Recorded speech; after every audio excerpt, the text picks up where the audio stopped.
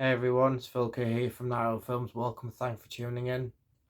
The other day I was watching an alien abduction film, and yeah, I do believe that there is other life out there. I don't believe that we're the only living planet in the universe, but that's not what I've come to talk about.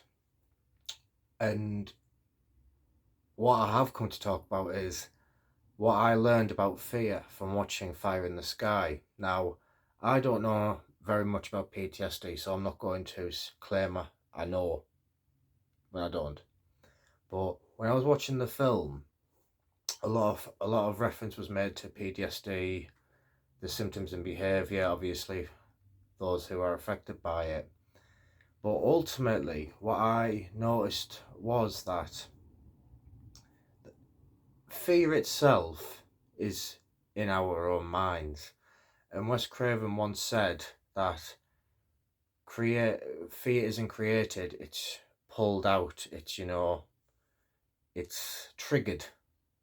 And when you watch a horror film, the reason you get scared isn't because of your adrenaline, isn't because of your fight or flight. It's fear of the unknown and how you or your subconscious mind or your conscious mind even will respond to it. So the easiest way I can explain this, when I was watching Fire in the Sky, I've been watching interviews of the guy who was allegedly abducted, and his behaviour doesn't match the behavior you would expect from just an everyday person. Now, people are going to say, "Well, yeah, that's to be expected because he had PTSD." No, don't mean like that. When someone is exposed or experiences an experience that has never been witnessed or felt before, it's very difficult for the human mind to comprehend how that is even possible. And that's why when I was watching the film, fear is what people are scared of. Now, people are thinking, what the hell are you on about here? When you are driving your car, for example, there's always that risk you're going to have a crash. There's measures in place to prevent it from happening, but ultimately, if you're going to have a crash, you're going to have a crash. Now, when the crash does happen, it's the fear, obviously, of what can go wrong. Is your car gonna be off the road? How are you gonna get to work? If you have family and kids, how are you gonna get them around? How are you gonna afford a new one? But the reality is never what the fear implies it will be. And people often say to me, how do you write a horror story or how do you write a psychological horror story? And my answer is always roughly the same. If it doesn't scare you, it won't scare someone else. And the reason I say that is because it takes a lot to scare me, and I mean a lot. The Exorcist, can't fault it. It was one of the scariest films I've ever seen. What scares it? What's scary for me about it though is it's the makeup and her facial expressions, the beady black eyes. That's abnormal. We are not used to seeing that as people. There are a lot of films out there that are banned because they are just too visually graphic, and the human mind sometimes can't comprehend, well, how can that even be possible? How can that be achieved? How can that even be something that's ongoing? And when you're watching a horror film, obviously you've got your heartbeat going crazy, your adrenaline, your palms are all sweaty, possibly hair sticking up on the back of your neck. All that is happening because, not because you're frightened, but because your subconscious mind is actually saying, right, what if the character I am emotionally attached to does actually get killed here? What does that mean for the rest of the film? It means uncertainty. It means, unknown, fear of the unknown, fear of uncertainty, anxiety. And when you're trying to scare people, it's not about a jump scare or boo. Now, spoiler alert here for Insidious. When obviously we see the demon behind Patrick's character at the table when he's trying to obviously understand what's going on, the camera cuts to Patrick with the demon behind him. The director admitted he did that on purpose to scare people for the factor of You never hardly see a demon during the daytime behind the character. And that is true. But now that he's done that, that's one trick that's been done. Other filmmakers will probably try and copy it in one way or another, but that director created something, James Wan, that has never been done before. Now, when I watched that film, when the first time I watched it, actually, I jumped out my skin when I seen that, because my brain, I have never tortured it enough to experience that type of fear, that type of reaction. And when I watch it now, because I know I'm expecting it, because I know it's there, I think, well, cool. Yeah, it knocks me a little bit still, because you don't expect it. It's abnormal. And that's the fear. But when I've watched it again, it's like, oh yeah, I know he's there. And your mind's ready for it. And because your mind's ready for it, your adrenaline doesn't really pump up as much. Your heart rate stays all right. There's no fight or flight. There's no fear there. And to really scare people, it's, imagine being put in a situation that you don't expect, is abnormal, is foreign to you. You don't know how to react. You don't know what to do to, escape, reach for the light at the end of the tunnel. That is what fear is. And when I was watching The Fire in the Sky, I was watching the interviews afterwards of obviously what it's been like for this guy for the last decade or so. And I believe him. Call me crazy, but something happened. Whether it's obviously what he's saying word for word, that's down to your own judgment. But I personally believe he experienced something so traumatizing that we as people, as humans, can't fathom, we can't comprehend what it was, because no one else has experienced it the way he will have. That's unique to him. And that experience in itself was so traumatizing that even to this day, his mind, just like the many hundreds of people out there, has never been exposed to that. When we're brought up as kids, we're taught to read, write, walk, etc., etc., etc. Our brain, our body is exposed to that, so we're trained to get used to it, to be comfortable with it. It becomes habit. When we are put out of our comfort zone, that's purely someone saying, we're doing something different, we're trying something different, we're going to live through something different. And obviously, when you're not used to it, it makes you tense, it makes you fear. Best example I can give of recent, the lockdown. No one knew what was going on, no one knew what to expect, no one knew if anything was going to be done to prevent it. No one knew, obviously, if we were ever going to get out of lockdown. That's what fear is, though. It's fear of the unknown.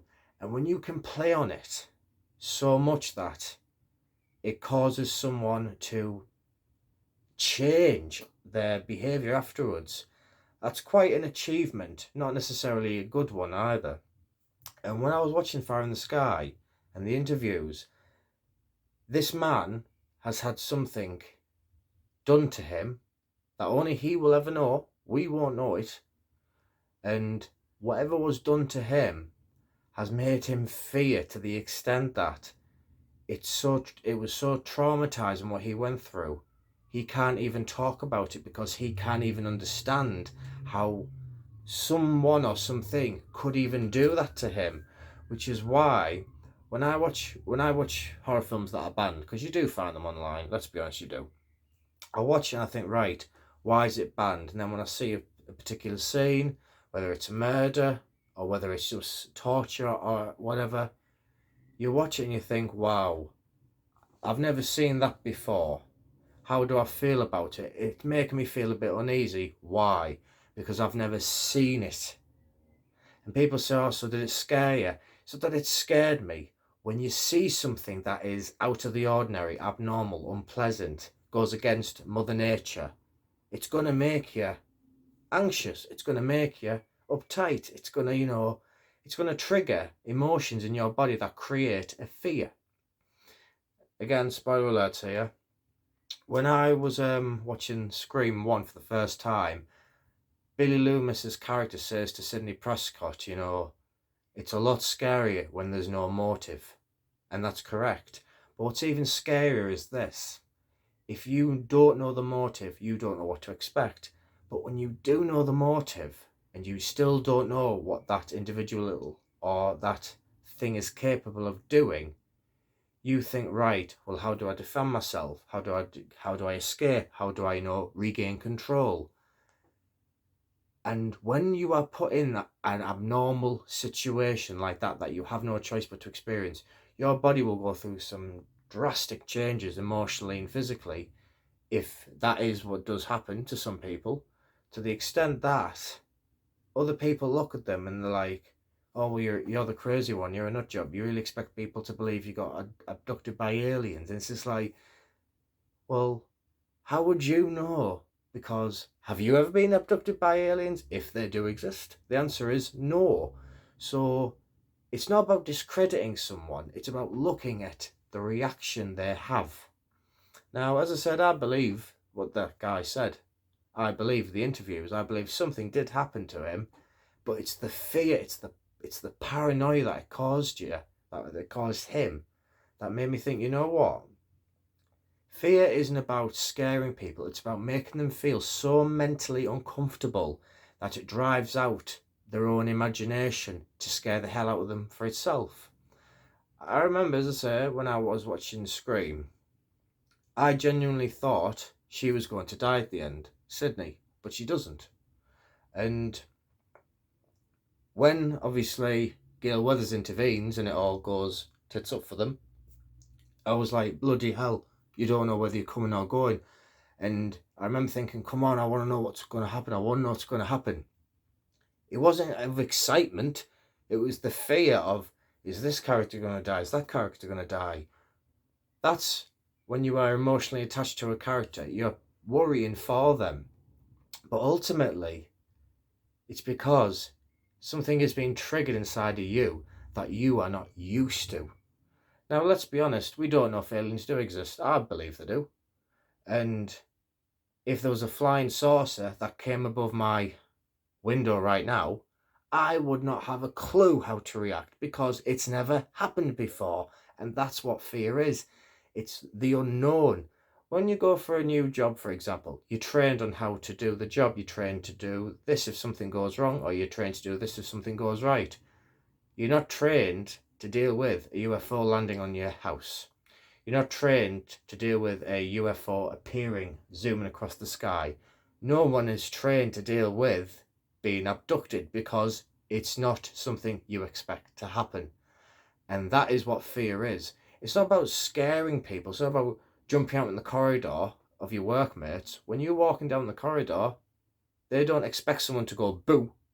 But when you do, depending on how easily scared they are, it's either a scream, they're generally shocked, the heart's racing, or they just go, bugger off, you didn't scare me. People are all different. And that's why when you do write horror material, it's important to understand what's already probably been done before, what's been seen, how was it seen, how was it experienced. Obviously with horror, it's a massive genre that you can play with and experiment with. But to understand how to scare people, you've got to understand how people's body itself reacts to abnormal experiences.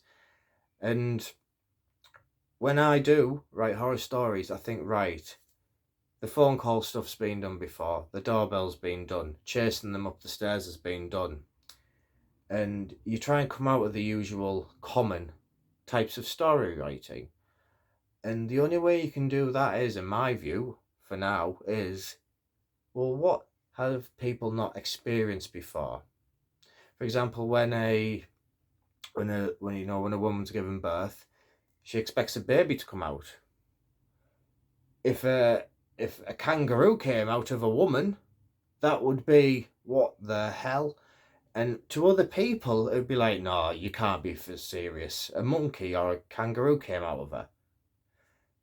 Well, just because you haven't experienced it doesn't mean someone else hasn't experienced it. And you can only imagine what the recipient of that experience must be going through mentally to have that happen to them. But that's what fear is. And that was a very extreme example, I know. But that's what the point is. in order to understand how to scare people and what horror is, what is it that scares you? What is it that frightens you? If you go out in the woods, you hear noises, you hear the tweaks and the cracks and the owls and the birds. There's nothing there though to harm you, but because you are unknown to the environment you're in, and you don't know what is normal to that environment, that is going to scare you. So my advice to people is, when you are writing horror, don't think, well, this wouldn't scare me or that wouldn't scare me. Think, right, what's abnormal? What is out the ordinary? What is, not extreme as such, but different? And when you hit that note of understanding what fear is and how to bring it out within people, you've got your horror film. No one had ever seen anything like The Exorcist when it came out. I hadn't, but I'm an atheist. That doesn't affect me in the way it did affect religious people. But when you watch it, well, now, because obviously it's decades old, I appreciate the makeup, I appreciate the performances. Does it still scare me? No, because I've seen it that many times. It's not abnormal to me anymore. I'm used to it. I know what to expect. My brain is able to cope with it.